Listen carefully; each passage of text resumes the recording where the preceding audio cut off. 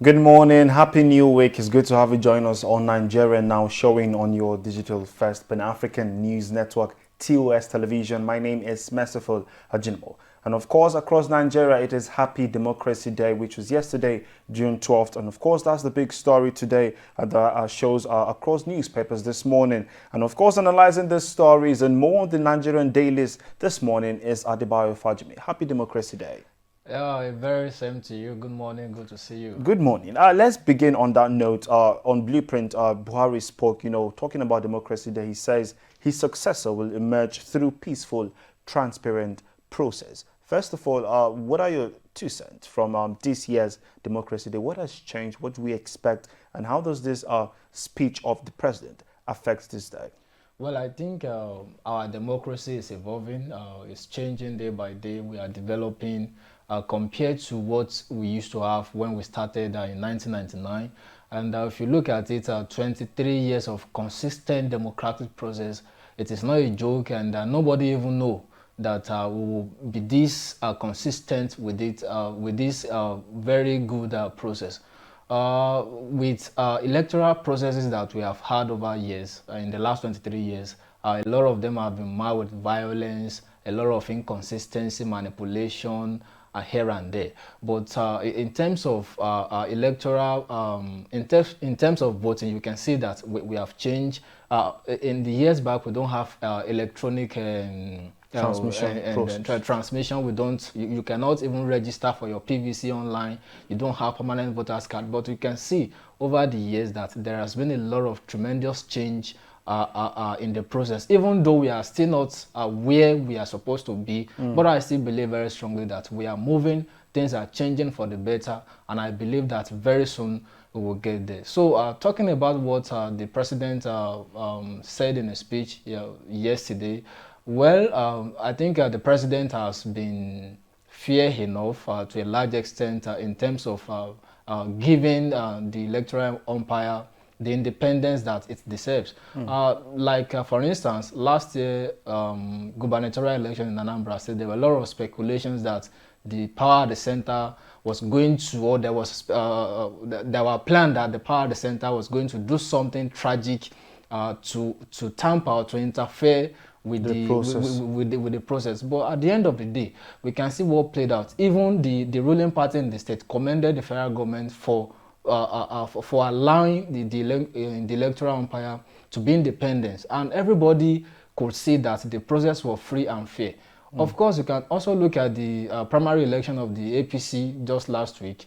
Despite all speculations that there were insinuations that president and there are cabals in the party were making moves to hijack the process, but at the end of the day, the president remained independent and he ensured that the process was free and fair, and none of the aspirants has come out to fault the process. So if the president can stand by his word and stick to it, of course, I have no doubt in my mind that come 2023 is going to avail a level playing field for all the candidates across all parties to come to the field, go to the pool, and allow the wishes of the people to come to pass. So far so good. I think we are changing and things are changing for better. For the better, that's the point right there. On Blueprint newspaper, the big story. Of course, from the very top, Ekiti 2022, tension as drivers protest killing of colleague. The writer says IGP deploys DIG, Kokumo, 4 AIGs, 3 CPs, others. And that's on page 6 of the Blueprint newspaper. On Nigerian News Direct, the big story there is Democracy Day, Abiodun Fintiri grant pardon to 46 inmates, commute death sentences of 7.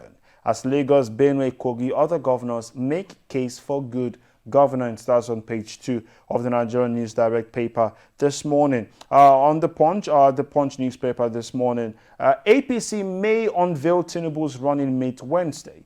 Party focuses on Northeast. That's on page 2. I remember when you spoke about the issue of zoning, and of course we did speak about the Muslim or Christian Muslim ticket last week and everything. Now we're having a news that says APC may unveil their candidate this Wednesday, and there are speculations that they are focusing on the Northeast. What's your reaction to this update?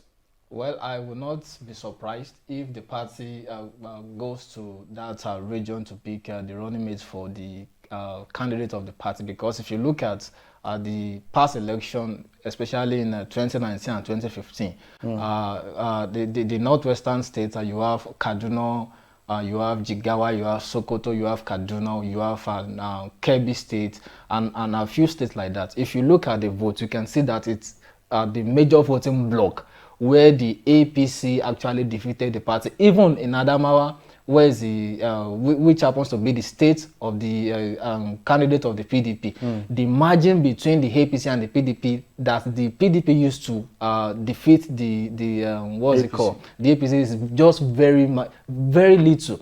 So, and for you to be able to go to the pool because of the potency and the structure of that region, yes, of that region, knowing fully well that Alhaji Atiku Abubakar is also coming from the northern part, so they need to be strategic, and I will not be surprised if they go to that part, because they would need somebody who is an heavyweight, who can stand Atiku, and split whatever chances Alhaji Atiku Abubakar we have in that very particular region. So I will not be surprised. So because they need what is coming from that to complement whatever they will be able to garner from the south. So well, let's wait and see. But I will not be surprised if eventually the ruling party settle for the running mate of Tinubu from that particular region. All right, we'll wait and see and give you as it unfolds. So that's on the Punch from the very top. Federal government borrowing from CBN hit 19 billion naira. Inflation may worsen.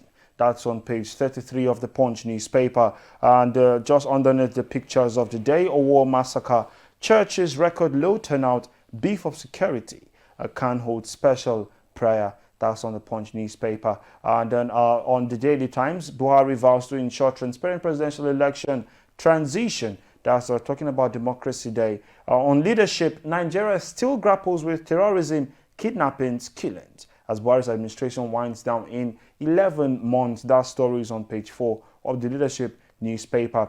And the Nation newspaper this morning, just from the very top there, the big story, rather the big story there on the Nation newspaper says, Southwest governors draw battle plan against terrorists. That is on the Nation newspaper. Of course, terrorism has been a theme even before Buhari came into power. Insecurity, the issue of Boko Haram, and a lot of things have happened in Northeast. And now we're seeing Southwest governors, coming up to strategize, plan for these terrorists. How do you think the outcome will look like?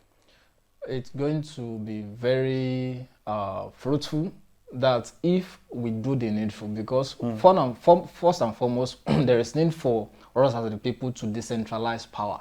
Until power is decentralized, that security chiefs, how do I put it now? Governor of each state, let me put it this way, is being given the power to determine or to be decisive in taking decision on the security architecture of each state. Independently from the federal government? Yes, of course. We will not make a headway, because yesterday I was speaking with one of the security officers in Nigeria, and he said, Adebayo, see, what you people are saying is not like that. That even the government is not really helping the matter. So one, you don't even have database. We have a lot of landmass that cannot even be covered by the federal government, and even most of this, that even he told me that how many of these security agencies are well equipped. We don't even have enough, and we have a lot of issues in terms of this security matter. Now the issue is, if the government of the Southwest will come together and do what they said they want to do, of course, I want to believe to a large extent that it will go a long way in curtailing this menace. But they cannot really do much until the power has been willingly given to them. So like we have seen Amotekun in southwestern parts, and that these guys have been doing wonderfully well. But they still need to do more in terms of, number one, how many...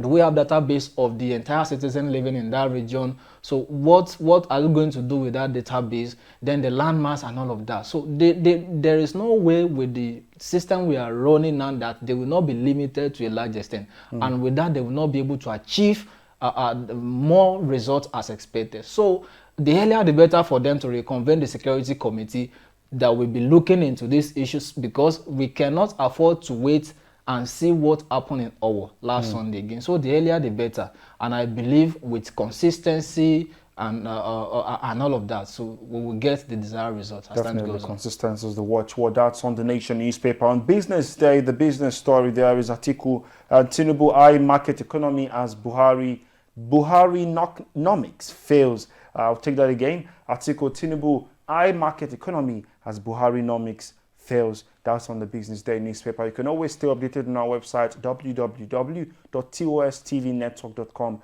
on happenings and updates as they unfold. Our social media handle is at TOSTV Network on Instagram, Facebook, Twitter, and of course YouTube. Many thanks, Adebayo, for joining us today. You're welcome. And thank you, viewers. It's Monday again. Of course, we'll come your way again tomorrow, Tuesday, at same time, same station. My name is Merciful Ajinamo. Stay safe and bye for now.